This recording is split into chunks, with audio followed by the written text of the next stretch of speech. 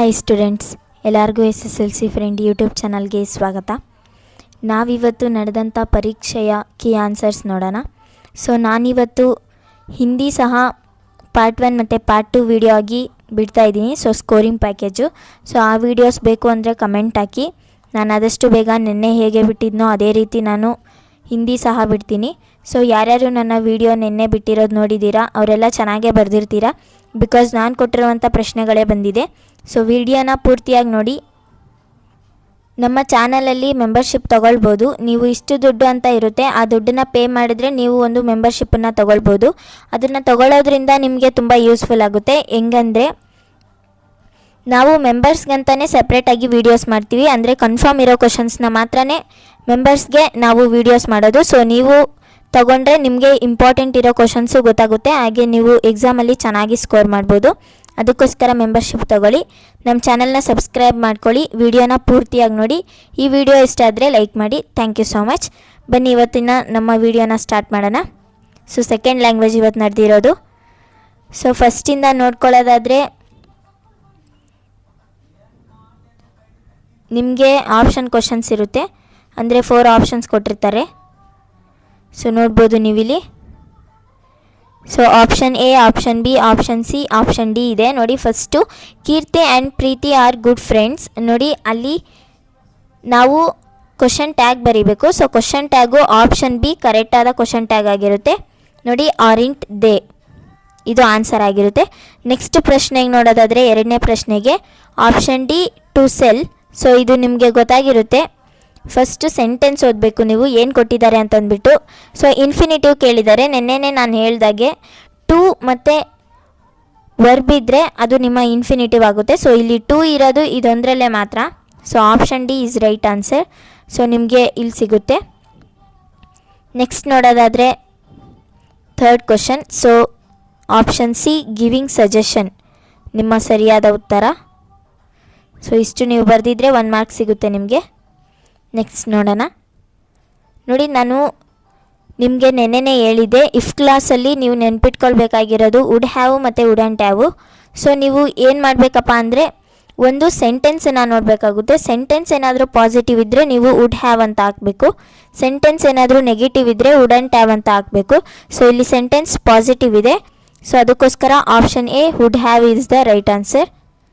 Next ನೋಡೋಣ. Do as directed. ನಾನು ನಿನ್ನೆ ನಿಮಗೆ ಗ್ರಾಮರ್ ಪಾಯಿಂಟ್ಸನ್ನೇ ಕೊಟ್ಟಿದ್ದೆ, ಅಂದರೆ ಡೂ ಆ್ಯಸ್ ಡೈರೆಕ್ಟೆಡಲ್ಲಿ ಬರುವಂಥ ಗ್ರಾಮರ್ ಪಾಯಿಂಟ್ಸು.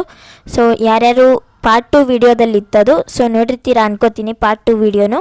ಬಟ್ ಸ್ವಲ್ಪ ಜನ ಬರೀ ಪಾರ್ಟ್ 1 ಮಾತ್ರ ನೋಡಿದ್ದೀರಾ. ಸೊ ಪಾರ್ಟ್ 1 ನೋಡಿರೋರೆಲ್ಲ ಇದನ್ನೆಲ್ಲ ಬರೆದಿರ್ತೀರಾ ಅನ್ಕೋತೀನಿ. ಸೊ ಬನ್ನಿ ನೆಕ್ಸ್ಟ್ ನೋಡೋಣ. 5th ಕ್ವಶನ್ಗೆ ನೋಡ್ಕೊಳ್ಳಿ. ಆನ್ಸರು ಡೆಕ್ ಅಂತ ಬರೆದಿದ್ರೆ ಕರೆಕ್ಟಾಗಿರುತ್ತೆ, ಯಾಕಂದರೆ ಅಲ್ಲಿ ಕೇಳಿರೋದು ನಿಮಗೆ 1 ಸಿಲಬಲ್ನ. ಸೊ ಅಗ್ಲಿ ಆಗಿರ್ಬೋದು, ಮ್ಯೂಟಿನಿ ಆಗಿರ್ಬೋದು, ಅಥವಾ ಹೇಟೆಡ್, ಇದೆಲ್ಲ ಬೇರೆ ಸಿಲೆಬಸ್ ಆಗುತ್ತೆ, ಸಿಲಬಲ್ ವರ್ಡ್ಸ್ ಆಗುತ್ತೆ. ಸೊ ಡೆಕ್ ಮಾತ್ರ 1 ಸಿಲಬಲ್ ವರ್ಡ್ ಆಗುತ್ತೆ. ನೆಕ್ಸ್ಟ್ ನೋಡೋಣ 6th ಕ್ವಶನು. 6th ಕ್ವಶನಲ್ಲಿ ನೀವು ಸೆಂಟೆನ್ಸ್ ಮಧ್ಯದಲ್ಲಿ ಕರೆಕ್ಟಾಗಿ ಸೆಂಟೆನ್ಸ್ ಬರೋ ಥರ ಸೊ ಮತ್ತು ದಟ್ ವರ್ಡನ್ನು ಸೇರಿಸಿ ಬರೀರಿ ಅಂತ ಕೇಳಿದ್ದಾರೆ. ಸೊ ಇಲ್ಲಿ ನಾನು ಸೆಂಟೆನ್ಸಿನ ಪೂರ್ತಿಯಾಗಿ ಹೇಳ್ತೀನಿ, ಬರೆಯೋಕ್ಕಾಗಲ್ಲ.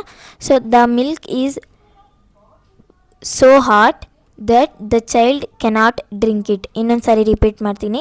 The milk is so hot that the child cannot drink it. ಇಷ್ಟೇ ನಿಮ್ಮ ಆನ್ಸರ್ ಆಗಿರುತ್ತೆ. ನೆಕ್ಸ್ಟ್ ನೋಡೋಣ 7th ಕ್ವಶನ್ನು.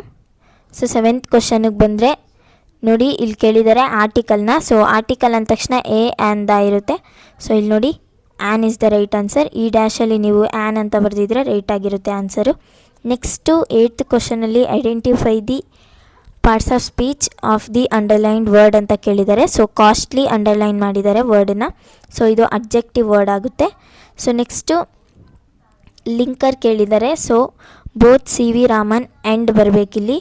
ಸೊ AND ಬರೆದಿದ್ದೀನಿ ನೋಡಿ. Next Vikram Sarabhai are great scientist. So ಇದು ನಿಮ್ಮ ಆನ್ಸರ್ ಆಗಿರುತ್ತೆ, ಆ್ಯಂಡ್ ಅಂತ ಬರೆಯೋದು. ನೆಕ್ಸ್ಟ್ ನೋಡೋಣ. 10th ಕ್ವಶನ್ಗೆ ನೋಡಿ ವಿತ್ ಆಗುತ್ತೆ, ಬರೆದಿದ್ದೀನಿ ನಾನಲ್ಲಿ, ಬೇಕಿದ್ರೆ ನೀವು ಚೆಕ್ ಮಾಡ್ಕೋಬೋದು ಇನ್ನೊಂದು ಸರಿ. ನೆಕ್ಸ್ಟ್ ನೋಡಿ 11ನೇ ಪ್ರಶ್ನೆಗೆ ಉತ್ತರ ಬಿ ಮತ್ತು ಪ್ಲಸ್. ಈ ಗ್ರಾಮರ್ ಪಾಯಿಂಟ್ಸನ್ನು ನಾನು ಪಾರ್ಟ್ 2 ವಿಡಿಯೋದಲ್ಲಿ ಕೊಟ್ಟಿದ್ದೆ ಇಂಗ್ಲೀಷಲ್ಲಿ. ಸೊ ಬಿ ಇರೋದು ವಾಸ್ ಆಗುತ್ತೆ, ಅಂದರೆ ಇದು past tens. So was, treating ಅನ್ನೋದು ಕರೆಕ್ಟಾಗಿರೋ ಆನ್ಸರ್ ಆಗುತ್ತೆ. ನೆಕ್ಸ್ಟ್ ನೋಡ್ಬೋದು ಈ ರೀತಿಯ ವರ್ಡ್ಸ್ ಸಹ ಕೊಟ್ಟಿದ್ದೆ, ಎಜುಕೇಟ್, ಎಜುಕೇಷನ್ ಈ ರೀತಿಯ ವರ್ಡ್ಸ್. ಸೊ ಇಲ್ಲಿ ಎಜುಕೇಟ್ ಅಂತ ಕೊಟ್ಟಿದ್ದಾರೆ, ಎಜುಕೇಷನ್ ಅಂತ ಮಾಡ್ಕೋಬೇಕು. ಸೊ ನಿಮ್ಮ ಆನ್ಸರ್ ಕರೆಕ್ಟಾಗಿರುತ್ತೆ ಎಜುಕೇಷನ್ ಅಂತ ಬರೆದಿದ್ರೆ. ನೆಕ್ಸ್ಟು ಪಾಸಿಟಿವ್ ಡಿಗ್ರಿ ಕೊಟ್ಟಿದ್ದಾರೆ. ಸೊ ನೀವು ಅದನ್ನೆಲ್ಲ ಚೇಂಜ್ ಮಾಡಿ ಬರೀಬೇಕು.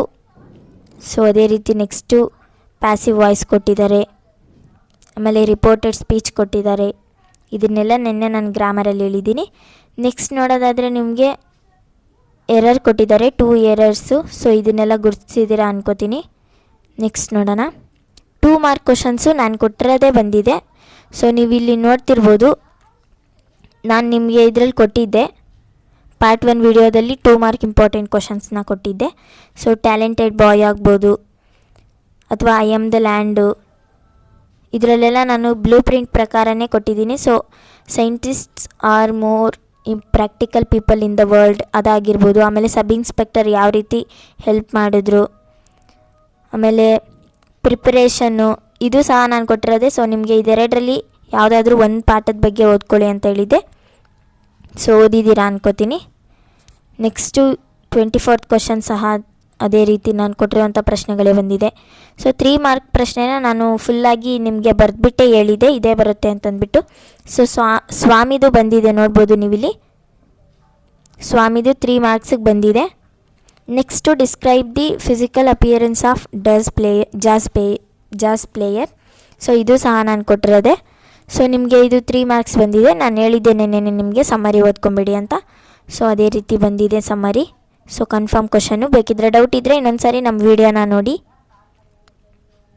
ನೆಕ್ಸ್ಟ್ ನೋಡಿ ನಿಮಗೆ ಎಕ್ಸ್ಟ್ರಾಕ್ಟು ನಾನು ಪಾರ್ಟ್ 2 ವಿಡಿಯೋದಲ್ಲಿ ಎಕ್ಸ್ಟ್ರಾಕ್ಟ್ ಕೊಟ್ಟಿದ್ದೆ. ಸೊ ಸ್ವಲ್ಪ ಜನ ನೋಡಿಲ್ಲ ಅದನ್ನು, ಸ್ವಲ್ಪ ಜನ ಮಾತ್ರ ನೋಡಿದ್ದೀರಾ, ಅವರೆಲ್ಲ ಬರೆದಿರ್ತೀರಾ ಓದ್ಕೊಂಡಿದ್ರೆ. ನೆಕ್ಸ್ಟ್ ನೋಡಿ